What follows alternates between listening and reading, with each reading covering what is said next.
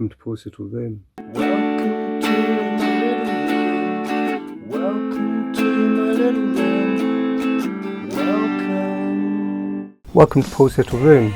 Today I'm going to be reviewing the Fiio FT1 Fully Closed Dynamic Driver Headphones. Now this is the first Fiio product that I've reviewed. In the future I would like to try the other Fiio products. So let's talk about this. First of all, I'll just talk about the specifications. So this is a 60mm driver headphone. So that's absolutely enormous. I think the only dynamic driver headphone I can think of that has that size driver is the Sennheiser HD 800S. I think that's like 57, or is it 60? But basically, this is an enormous driver for a headphone, for a dynamic headphone. If you have a planar or planar magnetic headphone, often they will have a larger driver. So, but for a dynamic driver, enormous. So these run at 32 ohms of impedance. That means that they're designed to be able to be played from very easily from a phone, a decent phone, and a portable DAC amp. And I'll put it right out there that I have not found an enormous scaling up from listening to these on my brand new phone, which is a Nothing Phone 2, to listening to these on my topping A90 amp. One thing I would say is the frequency will change. You do have to tweak it, because obviously if you go from device to device, if you're listening to streaming, then you're going to have a particular presets and a particular tuning. And if you listen to a CD, I love listening to CDs, then obviously it's going to be very difficult to get the same sound from very different media. So before I look at the box to these, I'm just going to say what I've been using these with. So yes, my topping A90 amp, I've been using a vintage Sony CD player, including a modern, actually I always forget the name of my other CD player, I'm going to just have a look at that now, the Moondrop Disc Dream 2 CD player, which is also a DAC, and I've been using Tidal and Spotify streamers as well. Got a nice sleeve here, nice picture of the product. You can see it's got lovely wooden cups. There's this gold shiny writing. There's no technical specifications for the headphones on this box. But anyway, so it says high-res audio, and it says Lifestyle VGP 2025 Awards. There you go. So this is the latest iteration of the Fiio FT1. And I'm going to show you a small change they've made from the version 1. It doesn't say version 1 or version 2, but I'll show you the difference. So let's open this lovely box up. You know, sturdy enough. When I open this up, you'll notice it's not a display case, it's just a simple box. You've got this bit of information, not a glossy catalogue by any means. You've just got basic bits of information in here about how to replace the pads and just how to look after your headphones. There's nothing in here talking about the technical specifications of the headphones. You do have a QR code, so maybe if I scan that it might say more online. If you go to the Fiio website, you'll probably get much more information that's in this book. So first thing you'll notice is there's a very nice carry case. So I really like this. It's got a textured, it's a little bit like a denim, but nice and hard. I've left the stick on here, but there's a nice shiny metal label for Fiio there. And let's open this up. Very nice presentation. It's a shame there isn't a display case, but to be honest, you're not going to be putting these away much. You get two cables in this case. You've got, now this is the one I've been using, which is a, I think it's round about 5'5" in length. So it's an okay length. Maybe could be a little bit longer. I like 6 foot. But this has dual 3.5 and it's got a 4.4 Pentacon. 4.4 Pentacon, it's being used quite a lot now for portable balanced DAC amps. So that's quite useful if you have one of those. This cable would be a little bit long if you are traveling, if you're outside. I've used it myself with this cable, which is the same length and has a 3.5 to 6.35 adapter, and so I've used that with my phone, and both cables are the same quality. So you'll notice that it's got a cloth braiding. It's a little bit springy. I'll just show you if there's any difference. They've got lovely, very nice quality turned metal and anodized metal ends. So very nice quality. A rubber retainer. You've got just plastic splitter, but it's very sturdy. The whole thing feels very sturdy. And then you've got these very nice metal ends for the headphone end. These are the 3.5 millimeters, and it very nicely labelled, gold plated. Now if you have a look at this, it is quite springy. It's got quite a weight to it, and it is quite springy. These are fine though for these headphones. For a 150 or less UK priced headphone, very good cable for that price, you know. Now yes, so if you're using these as a portable headphone outside, you might just want to bear in mind it's a little bit, you know, it's a bit springy when you're walking around, but it's not going to get tangled. You're never going to get this tangled. So the second cable I've been using with the 4.4 Pentacon, this is the one I've mostly been using these because I like to test at home. And I'll just show you that length. You'll notice I'm 5 foot tall, and you'll notice these, they're about 5'5" long. So, you know, see that much longer than I am tall. And the same ends, the same connections, nicely labelled.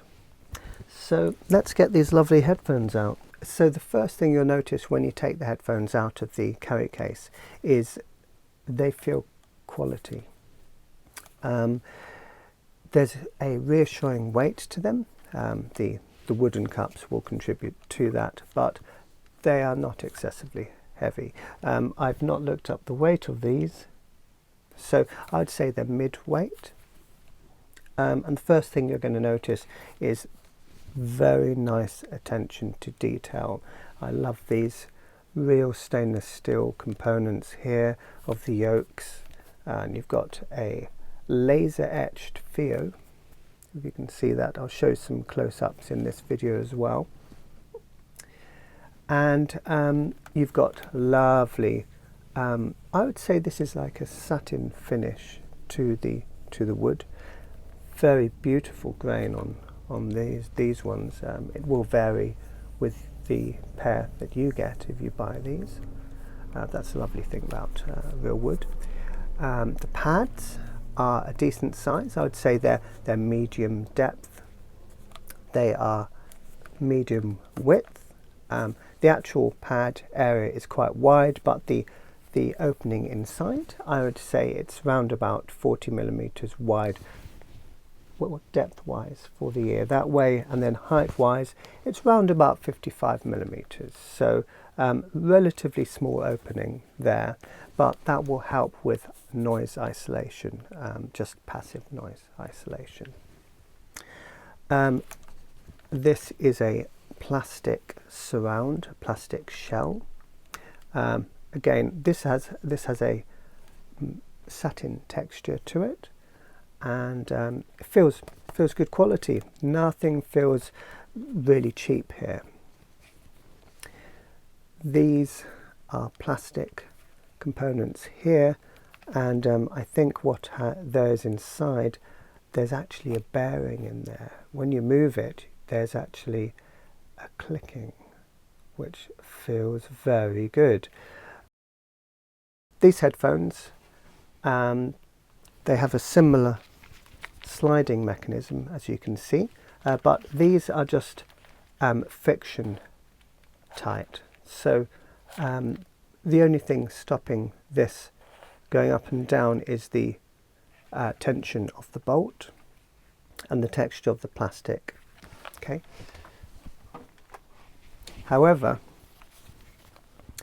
this is stainless steel, and when you move it, there's a very, very nice clicking. There's a bearing in there. How they got this kind of engineering for £150, I've no idea. It's pretty impressive. Now, adjustments, you've got a sprung mechanism here. So notice that these are shaped pads. They are wider at the back than at the front, and the reason they're sprung is because it's going to help with the seal. So it's going to help it conform to the shape of your jawline.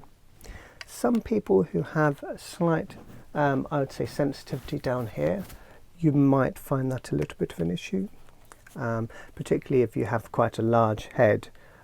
Any headphones which do have a spring there, it might be a slight issue, but personally I don't find any issue with these at all, and I've got quite a small head. But adjustments wise for me, if I'm wearing these, I adjust it so you can see that they can go very large. I've got these, how many clicks is it? 1, 2, 3, 4, 5, 6, 7.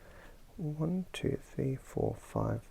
I've got these 6 clicks up, so they're very fine increments. You can adjust them by, but this goes all the way up here. If you can look at this, it's like, oh my god, you could have the biggest head in the world and wear these.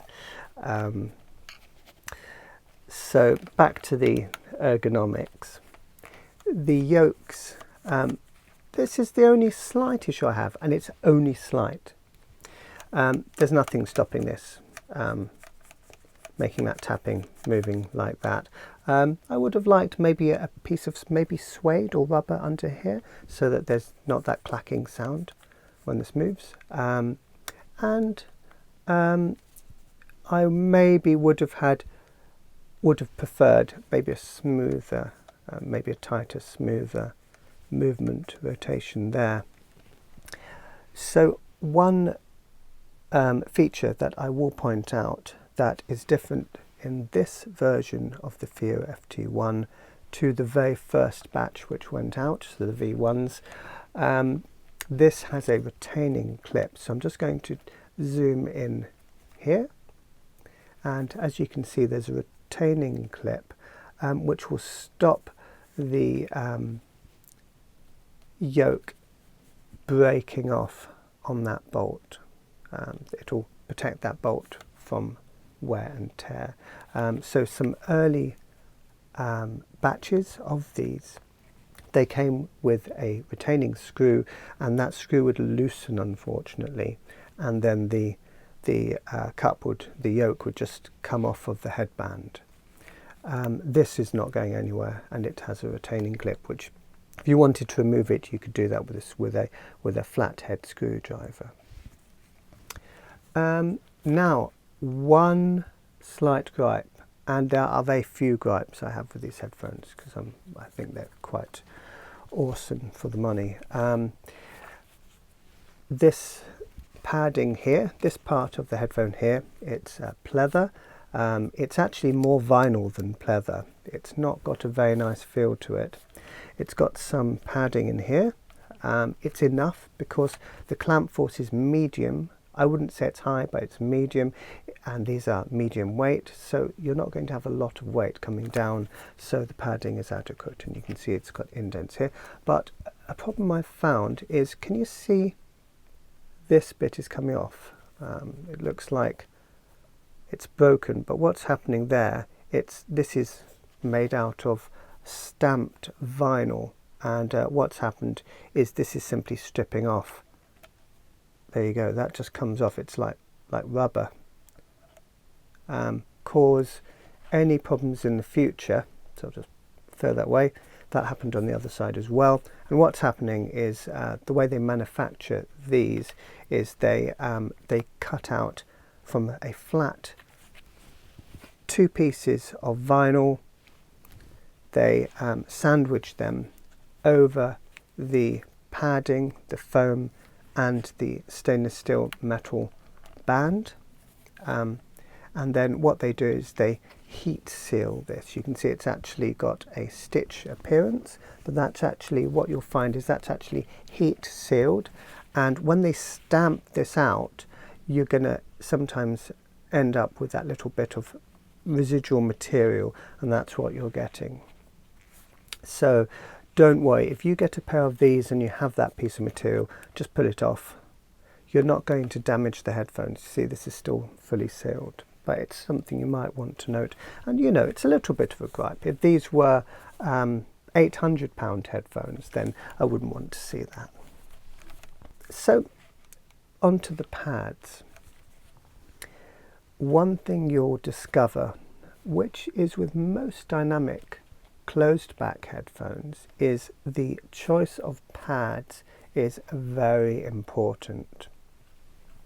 It makes a big difference with the bass. It makes a big difference with the sound stage, and it makes a big difference with the isolation of sound from the outside and preventing other people from hearing what you're listening to. These wooden cups, they're going to obviously hold in sound. This is nicely sealed. This is all nicely put together. There aren't any visible gaps. And I would say, if I was comparing these to the Hi-Fi Man Sundara Closed, these isolate better. The clamp force, comfort, about the same as the Hi-Fi Man Sundara Closed, but these isolate better. If you're walking out in town, you're going to be noticing external noises slightly less than with the Hi-Fi Mans. What I found, because I've actually got 2 pairs of the Hi-Fi Man Closed, what I've done is one of those pairs, the one which I've had the custom cans tuning mods done to, I've also taped down the pad so that there's no gap. These have a much more conventional way of attaching them. You'd simply stretch this around and you get a better seal with that. The Hi-Fi Man's clip-on, and with a lot of clip-on headphones, or clip-on pads, you'll find there might be a bit of an air gap. Because the Hi-Fi Man Sundara Closed are planar or planar magnetic headphones, believe it or not, that gap is good for the bass. So it is not recommended to automatically tape those down. These being dynamic driver headphones, to get the best out of the bass, you want a good seal. So that's something worth noting. I've been making my own dynamic headphones, and I've been developing a closed back headphone, the Altus, and I've made sure there's a very good seal around the pad. Now, as I said before, these are wider at the back of the ear than at the front. These are a pleather, very nice, I would say mid softness. They're not the softest, but they're nice, and they're nice. The padding, I would say this is mid hardness or softness. They're not the plushest pads you'll find.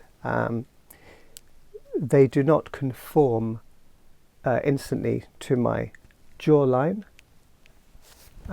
which is not a bad thing or a good thing. So what you might notice is if you're wearing these for about 3 hours, these are good for watching movies. If you're watching a movie, you might notice a little bit of pressure around here, a little bit of pressure. Not as bad as if you're wearing, let's say, Sennheiser, HD 650s or something like that. Those have a very high clamp force and they have less pad area around here, so you're going to notice more of a pressure.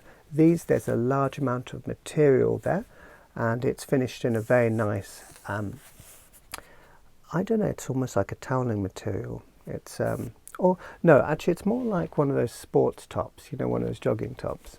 It's fine. It's designed to wick sweat, and it's the same as on the Hi-Fi Man pads. Actually, if I show you if I grab this is the Aria Stealth, and you'll notice they've done the same thing. It's got the same material.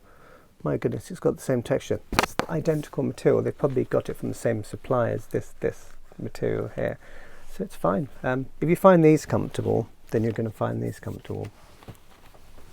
So let's bung that back up there. The reason I'm talking a lot about the build of these is because it's very nice. Now, if I put these on, I've got little ears which stick out. If I put these on, I notice that the pads, they are relatively shallow. So if you have very large ears, they might just gently touch the netting inside, but there's no discomfort. Room-wise, there's medium room. They're not very roomy. I can't feel, positioning these is going to be quite easy because there's a relatively small area to place the ear. With some headphones, if I show you the Hi-Fi Man Diva Pro, you'll notice the pads are the same size. However, the hole that your ear goes in is substantial. You see, this is a large round hole, and when you place these on your head, you might want to, adjust them a bit before you get the optimum position. Just plonk that back on there. So these, if you're in a rush, if you're commuting, very quick to get on. Just go plonk, and you're not going to get any issues with placement, alterations to the sound with the placement. So let's go ahead and plug these in. As you saw before, very nicely labelled, and on the headphones themselves, there's actually a little bit of a difficult to see.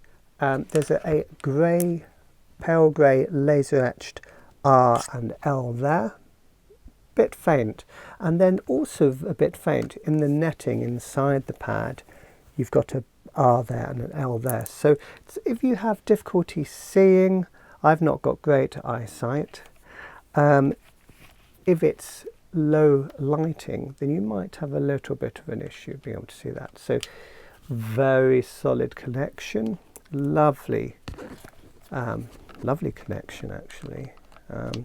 You'll notice this sits in a recess, and there's a nice firm connection there. There's no wobble at all. It all feels very solid and very sturdy. So now that I've got these plugged in, let's talk about the sound. Here is a frequency graph that I've made on my mini DSP ears. I'll very quickly show you that actually. These are the ears, and I've only had these for 2 weeks, and they took a little bit of time trying to set up correctly, trying to get the correct settings to get a good reading. You'll notice the frequency response for these headphones. It's quite bassy from the low point, so there's not much of a drop off at all with the sub bass, and it smoothly goes into the mid bass, very flat. What you're going to find is, because of that positioning of the mid bass and the mid treble, you will find that sometimes the bass can be a little bit overpowering. Some of that is because of the pad choice. Apparently I've not tried pad swapping with these, but if you do try these with some alternative pads, maybe you could try some alternative pads which are fenestrated inside. You might be able to bring down a little bit of that mid bass and then bring the vocals a little bit forward. These have a warm sound, and one thing which is missing a little bit, I quite like a little bit of a peak at the 8K area, or sometimes 10K area, but usually 8K area. Notice there's always a dip round about the 4K area. That helps with a sense of separation in the sound. But if you're listening to classical music, you might feel that you're missing a little bit of the texture in the cymbals, in the violins, and in those upper registers. The reason for that is because of the quantity of the bass which comes across in the mix with these headphones. Now, if we have a look at these other graphs I've done of some other headphones, so let's have a look at the Aria Stealth, and you'll notice they are tuned in a similar way. So this is very interesting. Clearly Fiio were looking at headphones like the Aria when they were trying to tune these headphones. Now, when you're actually listening to these headphones, it doesn't sound the same by any means. You have a closed back headphone and an open back. The Fiio has a smaller stage, a smaller sense of the room that you're listening to the music in. Placement of instruments is fantastic. For the price, the Fiio have very good positioning, so I would say they are going to be good for gaming, but they don't have anything like the scale that the Hi-Fi Man Aria do. Also, even though this graph, there's a little bit of a bump at the 8K. See, I told you I quite like a bit of a bump at 8K. It's very slight on the Aria Stealth. Now, if you go back to the Fiio, yes, so you'll notice that it's missing that 8K bump. It's slightly, and there's a little bit of a dip, not deep.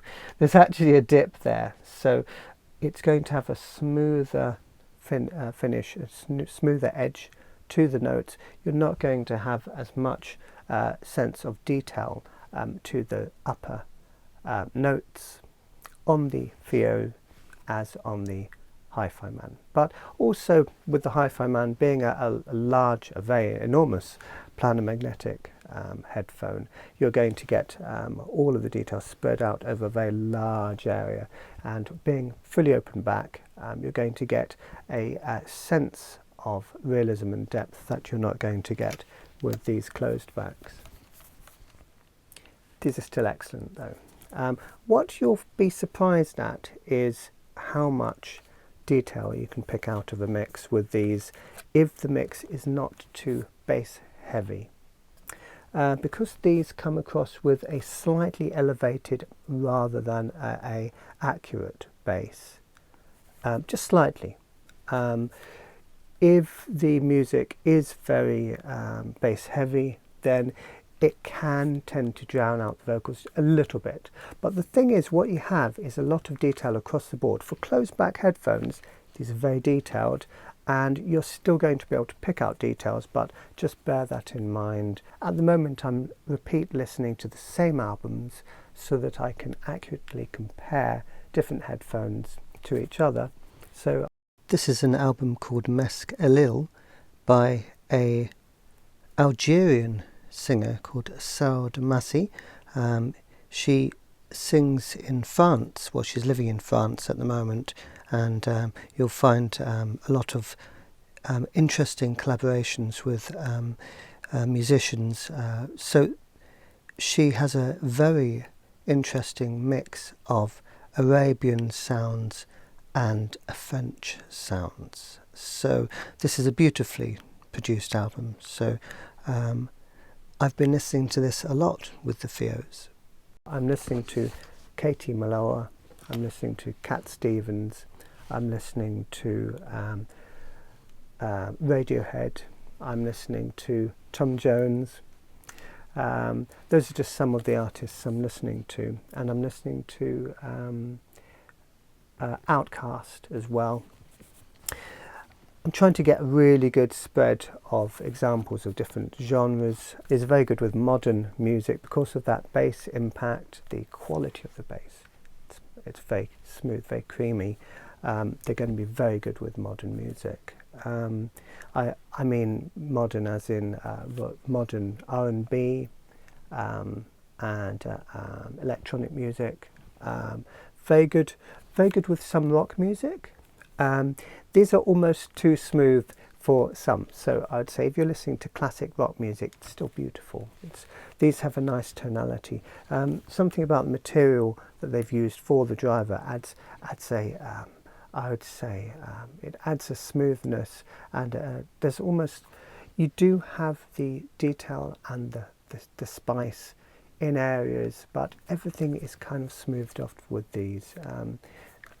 Nothing is too much, nothing is too sharp and too forward, but with some classic rock music, let's say with Led Zeppelin for instance, you might be lacking and missing a little bit of the flavour, some of the nuance. You might be missing a little bit with these, but still exceptional for the money.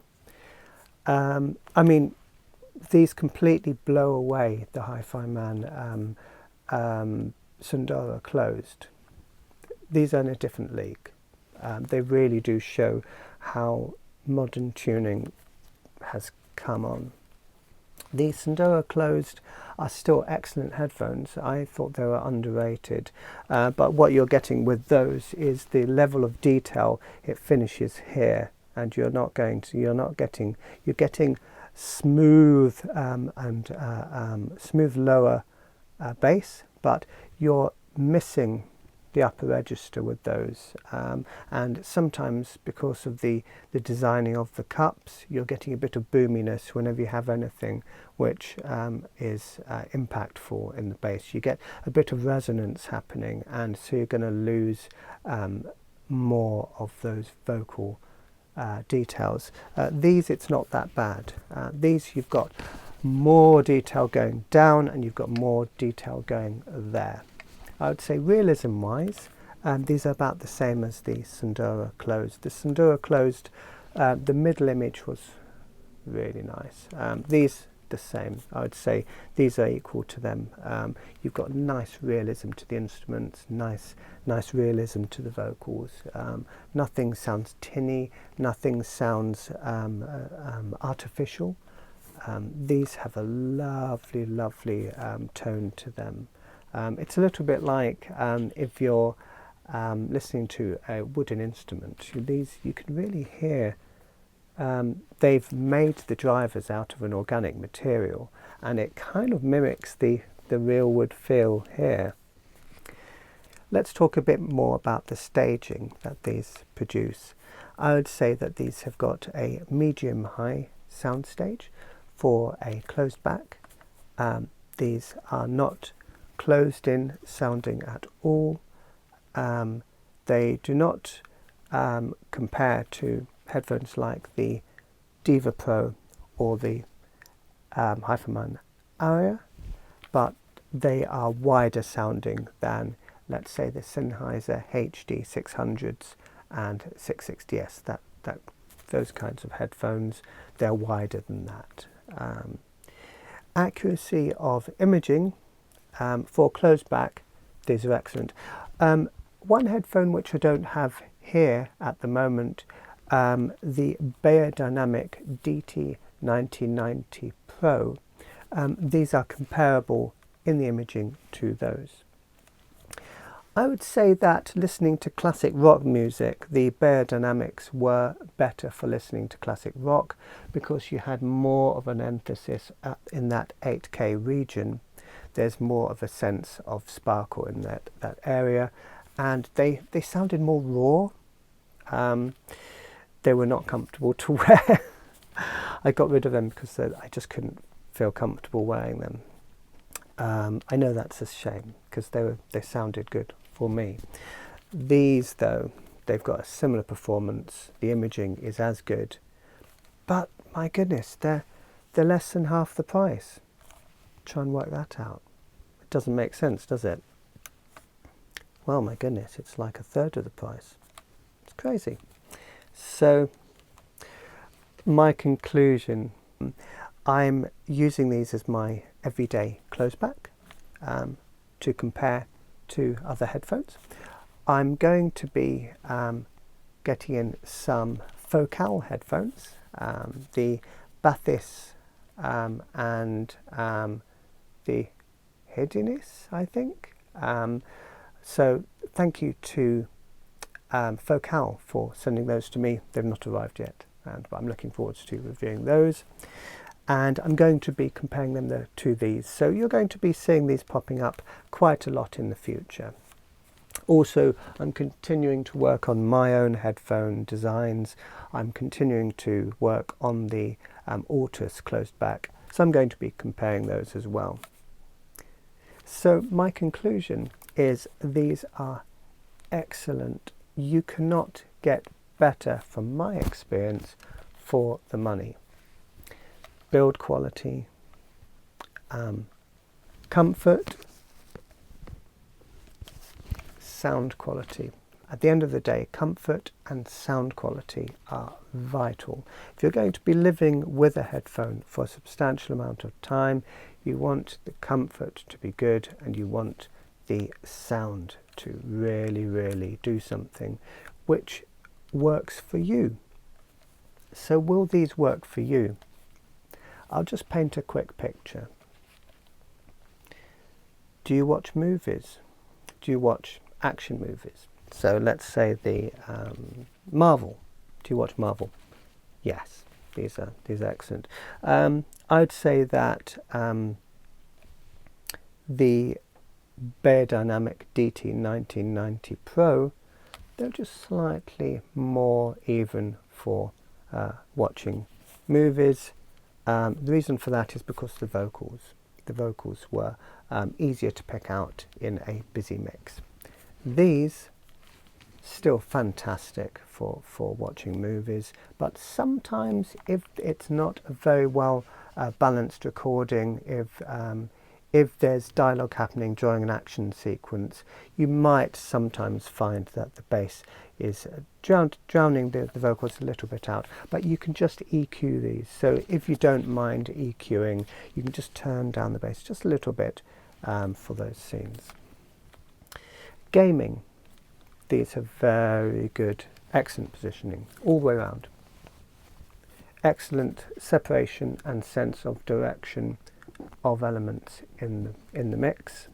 I've tried these with my MetaQuest. These fitted absolutely fine. So yes, recommended if you do have a MetaQuest 3 VR set. You can use these, though they do contribute to the weight on your head.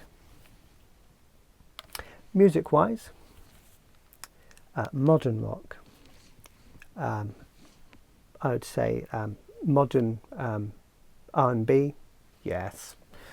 Singer-songwriter music, yes. Orchestral music, yes. If you have classical music which has a high emphasis on violins and other quite sharp sounding instruments, these will tone it down a little bit. So you're not going to get the very best detail analysis with these listening to treble heavy music, but you're going to lose a bit of the fatigue. So you can wear these for a very long time, listen to music, and you don't need to worry about fatigue. So that's all I'm going to say for now. I've very much enjoyed testing out the Fiio FT1. I'm looking forward to hopefully reviewing more of the Fiio products. I'll see if I can get maybe one of the amps in, and maybe I can try the FT5s. Maybe I could try the FT7s. That would be fantastic, and see what you get for more money. So that's all for today. Goodbye.